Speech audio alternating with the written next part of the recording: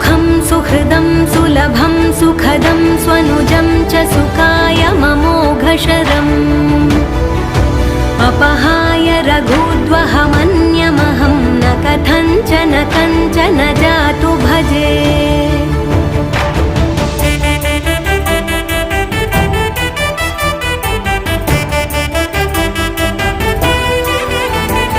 विना वेङ्कटेशं ननाथो ननाथः सदा वेङ्कटेशं स्मरामि स्मरामि। हरे वेङ्कटेश प्रसीद प्रसीद प्रियं वेङ्कटेश प्रयच्छ प्रयच्छ।